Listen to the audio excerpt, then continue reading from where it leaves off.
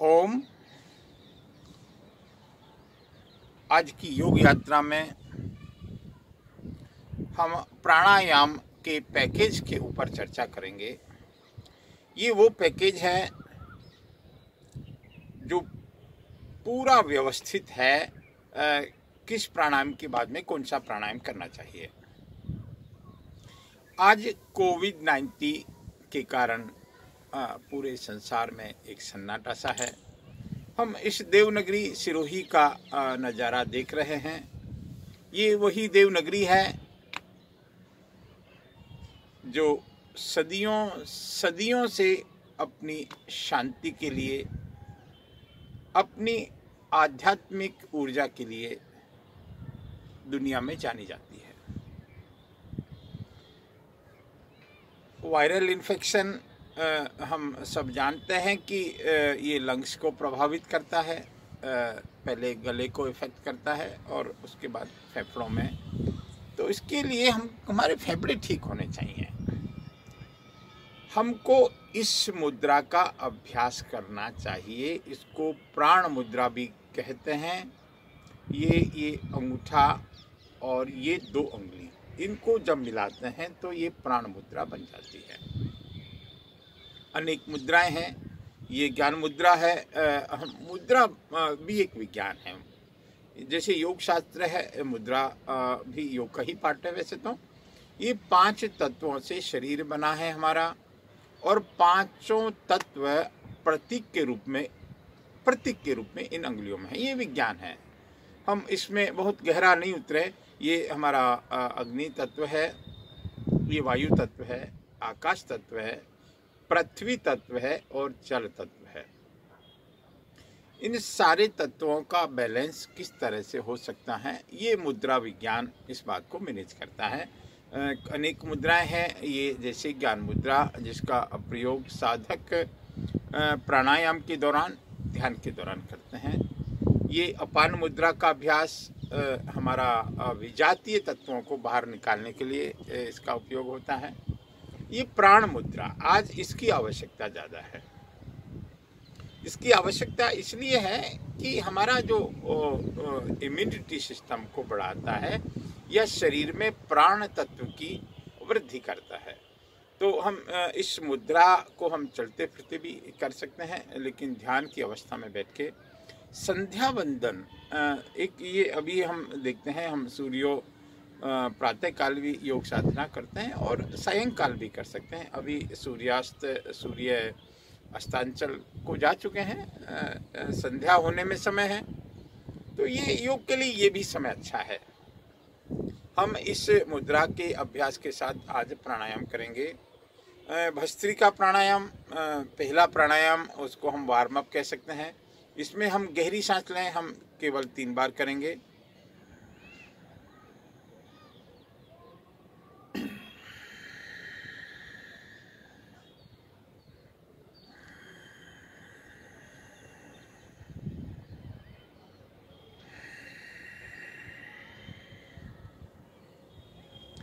भस्त्रिका का जो मकसद है, हमारे लंग्स, फेफड़े जो आमतौर पे सामान्य श्वसन क्रिया के दौरान पूरा उपयोग में नहीं आते, तो हम पूरी सांस भरें, अर्थात मैक्सिमम ऑक्सीजन लें, मैक्सिमम वायु अंदर लें, और जब हम श्वास बाहर छोड़ें तो मैक्सिमम, जिसको हम CO2 कहते हैं, कार्बन डाइऑक्साइड, या उसके साथ और भी विजातीय तत्व आते हैं, और वो बाहर निकले, हमारा नेगेटिव फोर्स बाहर निकले और पॉजिटिव एनर्जी अंदर जाए। तो ये हमारा भस्त्रिका प्राणायाम, इसको हम 5 मिनट तक करें। इसके बाद कपालभाति करें।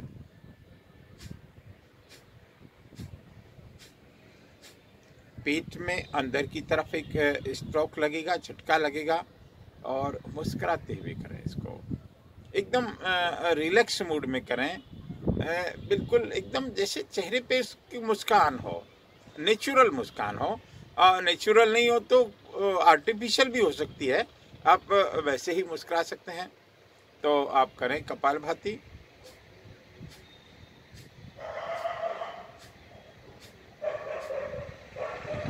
देखिए, कपालभाति के इस संपूर्ण योग शास्त्र में बड़ी महिमा है। कपालभाति को हठ योग की 60 कर्म जो 6 क्रियाएं हैं उसमें भी इसका स्थान है। नेति, धोती, बस्ती, न्यौली, त्राटक, कपालभाति। और हमारे दिव्य प्राणायाम है जो पैकेज के रूप में स्वामी रामदेव जी महाराज ने उसको एक पैकेज में रखा है, उसमें भी इसका दूसरे नंबर पे है। तो हम इसको 5 मिनट तक करें या ज़्यादा भी कर सकते हैं, लेकिन धीरे धीरे अभ्यास बढ़ाएं। तीसरा अभ्यास हमारा बाह्य प्राणायाम का होगा, हम 3 बंद के साथ करेंगे। आप इसको एक बार देख लें। पहले सांस भरें, फिर सांस निकालें, निकालने के बाद होल्ड करें और पेट को अंदर की तरफ।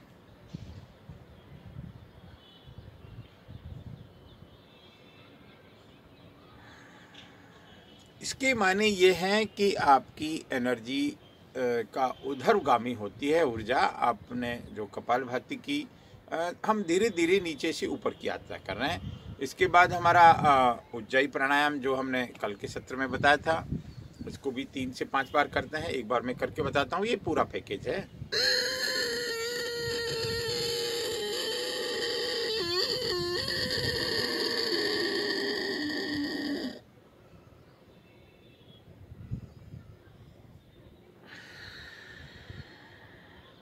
ये इसमें आप देख सकते हैं चेहरे के अच्छा खासा खिंचाव होता है।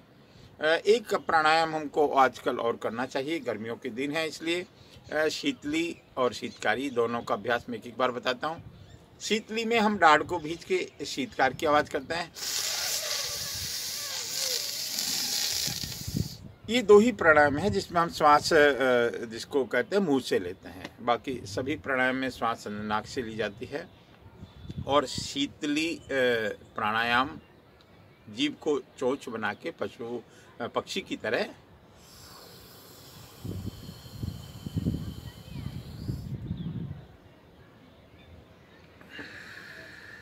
ये 2 प्राणायाम हैं जिसमें मुंह से सांस लेते हैं। अनुलोम विलोम के बारे में हमने बताया, बड़ा कमाल का प्राणायाम है। एक नासिका से सांस को भरते हैं, दूसरी से बाहर निकालते हैं, फिर जिससे हमने निकाला उससे वापस भरते हैं और दूसरी से निकालते हैं। ये इसको भी हम 5 बार करें।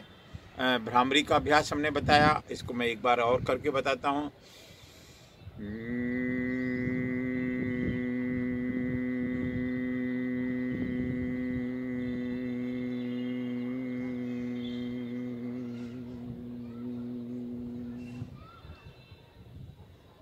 इसको भी 3 से 5 बार 11 बार कर सकते हैं।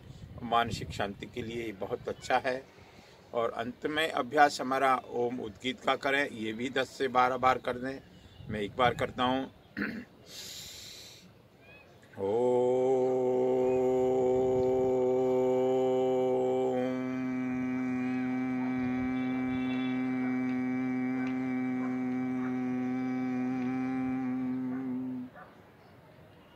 फिर ध्यान करें श्वासों का, आज्ञा चक्र को देखें। इस तरह से योग की यात्रा को हम पूरा करें। हर दिन करें साहब, हर दिन करें। ये हमको बहुत लाभ पहुंचाता है। संध्या वंदन या सुबह शाम योग साधना जगत में जानो सुख का द्वार। एक बात के साथ मेरी बात को, आज की बात को पूरा करता हूँ। योग साधना जगत में जानो सुख का द्वार। अद्भुत बात कही है किसी ने। योगी को कहते सभी अखिल विश्व सरताज। बहुत सरल है हिंदी।